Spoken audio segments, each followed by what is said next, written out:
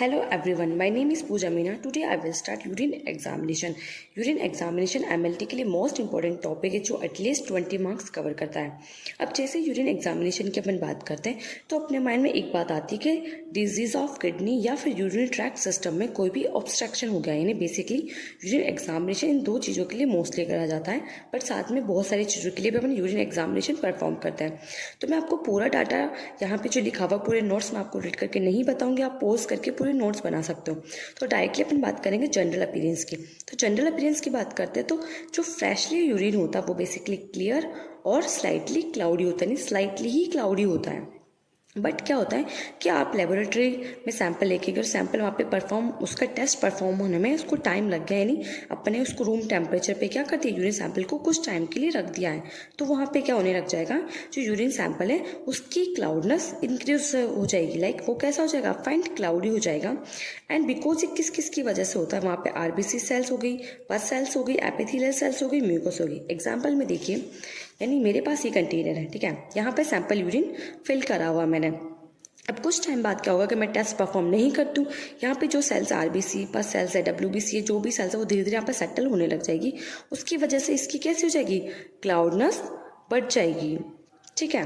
But अब next क्या होता है कि अगर मैंने बहुत ज़्यादा लॉन्ग टाइम तक सैंपल का टेस्ट परफॉर्म नहीं करा है और जो सैंपल में जो कंटेनर है उसका भी जो है ओपनिंग बिल्कुल खुली हुई है, मैंने ओपनिंग को कवर नहीं करा, तो ऑब्वियसली वहाँ पे बैक्टीरियल ग्रोथ स्टार्ट हो जाएगी और उसकी वजह से क्या होगा, उसकी और ज़्यादा क्लाउडनेस बढ़ जाएगी, ठीक है।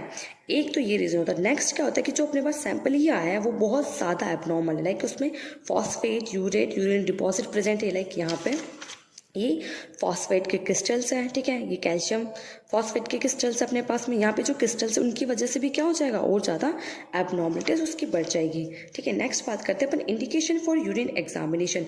अब सबसे पहले इस टर्म को समझते हैं कि इंडिकेशन फॉर यूरिन एग्जामिनेशन, यानी इंडिकेशन का मतलब क्या होता है। इंडिकेशन का मतलब होता है किसी चीज़ को इंडिकेट करना, किसी चीज़ को बताना, किसी चीज़ की तरफ इशारा करना। तो यूरिन एग्जामिनेशन किसकी तरफ इशारा करते हैं, जनरली ऑब्वियसली डिजीज़ की बात करें अपन यूरिन एग्जामिनेशन तो डिजीज़ की तरफ वो इशारा करेगा। तो मोस्टली क्या होता है, suspected renal disease like glomerulonephritis, nephrotic syndrome, pyelonephritis and renal failure. तो एक ही करके स्टेजेस को अपन समझते हैं। तो फर्स्टली अपने पास बात करेंगे अपन ग्लोमेरुलोनेफ्राइटिस। इसके नाम से बेसिक क्लियर होता है ग्लोमेरुलो, यानी ग्लोमेरुलस की बात हो रही है जो फिजियोलॉजी में आप पढ़ते हो। लाइक ये क्या है, ग्लोमेरुलस है अपना, ठीक है। ग्लोमेरुलस में यहाँ पे ये छोटे छोटे क्या है, टीनी पोर्स हैं, ठीक है, छोटे छोटे यहाँ पे टीनी पोर्स हैं। इन टीनी पोर्स में क्या होता है, इनका जो ओपनिंग है, ये टीनी पोर के जो फिल्ट्रेशन कैपेसिटी होती है, इनका ओपनिंग पोर क्या होता है, बहुत ज़्यादा वाइड हो जाता है। वाइड होने की वजह से ऑब्वियसली यहाँ पे स्वेलिंग स्टार्ट होगी, स्वेलिंग की वजह से बहुत ज़्यादा वाइड हो जाएंगे और वाइड होने की वजह से इनकी फिल्ट्रेशन पावर कम हो जाएगी स्वेलिंग की वजह से। तो ये क्या करेंगे, बहुत ज़्यादा एक्सेस मात्रा के अंदर वहाँ पे बॉडी फ्लूइड को रिमूव करेंगे अपनी बॉडी से। इलेक्ट्रोलाइट्स हो गए या फिर कोई भी अदर बॉडी में जो कंटेन अपन एब्जॉर्व करती है किडनी, उनको बहुत ज़्यादा ये बॉडी से रिमूव कर देता है। नेक्स्ट बात करते हैं नेफ्रोटिक सिंड्रोम। नेफ्रोटिक सिंड्रोम में क्या होता है, बेसिकली ऐसे नेफ्रोटिक सिंड्रोम की बात करें तो पूरा एक ग्रुप ऑफ डिजीज के अंदर इसको कंसिडर करा जाता है। नेफ्रोटिक सिंड्रोम में क्या होता है, जितना भी आप बॉडी में प्रोटीन इंटेक करते हो सारा का सारा प्रोटीन बॉडी से यूरिन के थ्रू बाहर एक्सक्रीट हो जाता है। इसको बेसिकली प्रोटीन यूरिया के नाम से भी जाना जाता है नेफ्रोटिक सिंड्रोम को। नेक्स्ट आता है अपने पास पाइलोनेफ्राइटिस। पाइलोनेफ्राइटिस में क्या होता है, किडनी के अंदर सडन स्वेलिंग स्टार्ट हो जाती है किसी भी लाइक मल्टीपल डिसऑर्डर की वजह से, कि मल्टीपल डिसऑर्डर ऑर्गन से वो क्या हो गए, बहुत ज़्यादा वर्क नहीं कर उनकी वजह से किडनी में सडन स्वेलिंग स्टार्ट हो जाती है। सडन स्वेलिंग स्टार्ट होने की वजह से किडनी के जो दो मेजर ऑर्गन लाइक यूरेथ्रा और यूरिनरी ब्लैडर, उनमें क्या होता है, इन्फ्लेमेशन स्टार्ट हो जाता है, ठीक है, वो सडन वर्क करना स्टॉप कर देता है। वो जैसे ही सडन वर्क करना स्टॉप करते हैं दैट मीन किडनी अफेक्ट होती है, किडनी फेलियर होने के चांसेस बहुत ज़्यादा इस कंडीशन में होता है।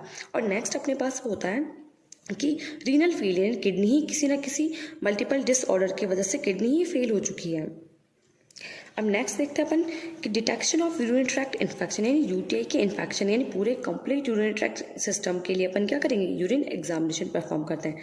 Next metabolic disorders like diabetes mellitus के लिए करा जाता है, जॉन्डिस के लिए करा जाता है और कन्फर्मेशन ऑफ प्रेगनेंसी के लिए भी बेसिकली यूरिन एग्जामिनेशन करते हैं। नेक्स्ट टॉपिक अपने पास आता है कंपोजिशन ऑफ यूरिन। यूरिन का क्या क्या कंपोजिशन होता है, किससे मिलकर यूरिन बना हुआ है। तो ये अगर सिंगल भी इसको पूछते हैं तो ये 5 मार्क्स के अंदर ही आता है, ठीक है। तो जनरल सी बात है कि यूरिन बेसिकली किससे मिलके बनता है, मैक्सिमम उसका कंटेन होगा वो अपने पास वाटर होगा, यानी 95% क्या होगा, वाटर होगा। एंड रिमेनिंग 5% के अंदर 2% यूरिया होता है and 3% remaining other soluble products होते हैं, लाइक यूरिक एसिड हो गया, क्रेटिनिन हो गया, या अपने पास कोई भी इलेक्ट्रोलाइट्स हो गए like sodium, potassium chloride, phosphate, ठीक है, और कोई भी अदर कंपोनेंट्स हो सकते हैं। अब इसकी पूरे कंपोजिशन की अपन बात करते हैं कि हर एक पैरामीटर्स को अपन अच्छे से डिटेल में देखें।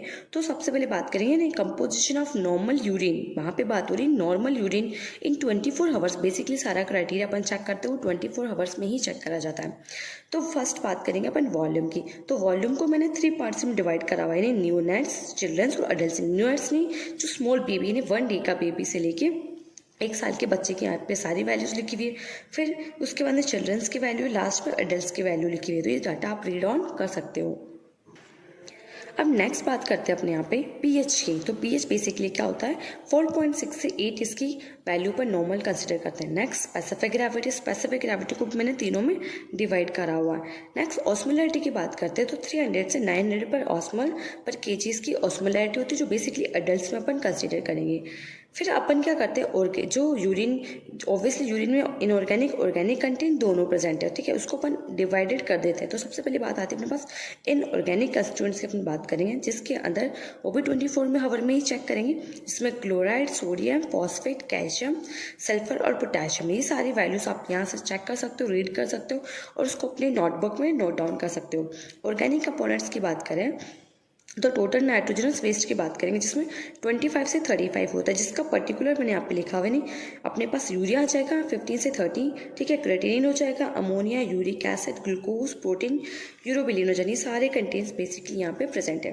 अब क्या होता है, लास्ट अपने पास आता है red cells, epithelial cells, white cells. Basically ये नॉर्मल यूरिन में वैसे तो प्रेजेंट नहीं होते हैं, अगर मे बी प्रेजेंट मिल जाते हैं तो भी एटलीस्ट हाई पावर फील्ड के अंदर भी ये 1 से 2 ही मिलते हैं मैक्सिमम, जिसको अपन बोलते हैं HPF, जिसके अंदर बेसिकली इनकी कंटेंट इतना ही होता है। Thank you so much for watching. अगर आपको ये वीडियो अच्छी लगी हो इसको लाइक, सब्सक्राइब और शेयर करें।